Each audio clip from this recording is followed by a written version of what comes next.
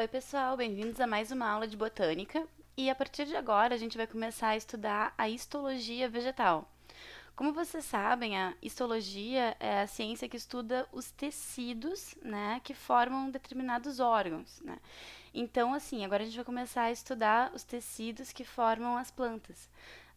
Só que, bom, para que uma planta consiga desenvolver tecidos, ela precisa de algumas estruturas, como por exemplo as gemas, tá? Gemas ou então meristemas. Vamos dar uma olhadinha melhor como é que funciona esse tipo de coisa. Seguinte, vamos estudar o desenvolvimento histológico das plantas. Antes da gente entrar no assunto meristema, gema, enfim, eu preciso que vocês tenham dois conceitos bem delimitados. Primeiro, o que é um crescimento primário de uma planta e depois o que é o crescimento secundário de uma planta.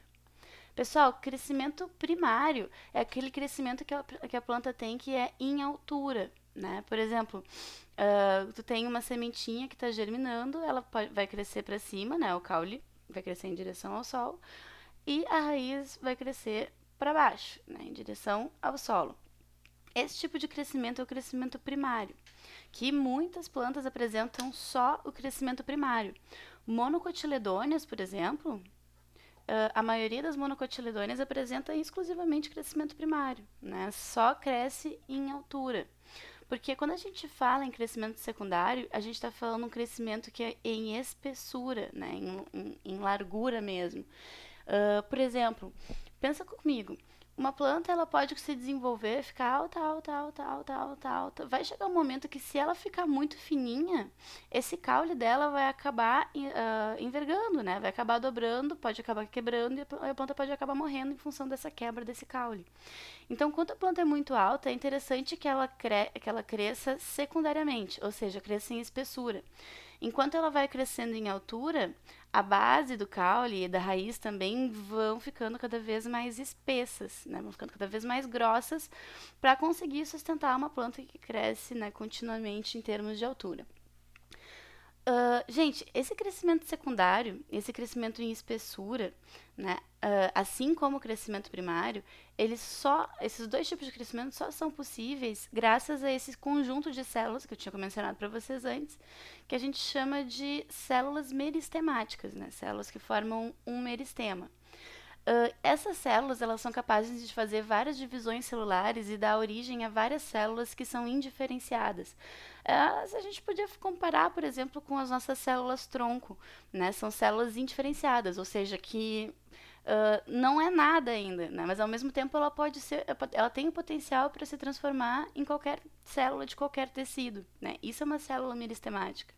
Então ela se divide bastante, né? Em princípio ela é uma célula indiferenciada, mas com o passar do tempo, dependendo da localização dela dentro da planta, ela pode se diferenciar em tecidos mais externos, como por exemplo células da epiderme, em tecidos mais internos, como por exemplo células dos vasos condutores, como é o caso do xilema, como é o caso do floema, ou né, tecidos medianos, como é o caso dos parênquimas. Então, dependendo do local em que aquela célula meristemática estiver, ela vai iniciar o processo dela de diferenciação. Bom, esse crescimento primário, ele depende principalmente de dois tipos de gemas, né? Que são as gemas que a gente chama de gemas apicais. Lembrando que gemas possuem células meristemáticas, tá? Essas células indiferenciadas. Uh, então, tem a gema apical do caule, né? Que permite o crescimento dela em altura. Tem células aqui que vão se dividindo e vão se acumulando e a planta vai ficando cada vez mais alta. E tem a gema apical da raiz, que tem as células meristemáticas daqui, que vão fazer a mesma coisa, vão acabar se dividindo, se acumulando, e a raiz vai ficando cada vez mais longa. Para o crescimento secundário, a gente também precisa de células meristemáticas, tá?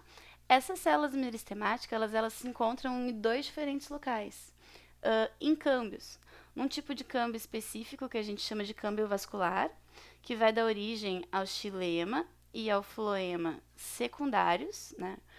E ao câmbio da casca, que é um tecido também meristemático, né, formado por células meristemáticas, que vão conseguir se diferenciar em células do Suber, né? Suber, só para quem não lembra, é a casquinha da árvore, né? É um tecido formado por células mortas com muita impregnação de lignina e que só existe nas plantas com crescimento secundário. E além da casca, né, desse suber, ela forma para dentro um outro tecido que a gente chama de feloderme, né? Então, vamos botar aqui para vocês, suber e feloderme são tecidos secundários também formados por um meristema específico de plantas que têm crescimento secundário. Só então dando uma revisada nisso que a gente aprendeu agora, tá? As plantas elas podem crescer em altura ou então em espessura. Nem todas as plantas crescem em espessura, tá? Monocotiledôneas, por exemplo, não têm crescimento secundário. O crescimento da planta depende sempre de células meristemáticas, que podem se encontrar nas gemas apicais, né? Quando a gente está falando de crescimento primário, a planta cresce para cima e para baixo. Ou então, quando a gente falar de crescimento secundário, essas células meristemáticas vão se encontrar em tecidos que a gente chama de câmbio. Câmbio vascular, que vai dar origem a xilema e floemas secundários, né? Que são esses maiores, né? Que vão surgir só no crescimento e espessura.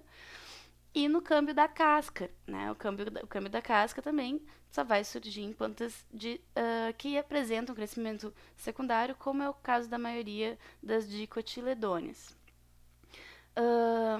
Por favor, não se confundam em relação a isso aqui que eu estou falando, tá?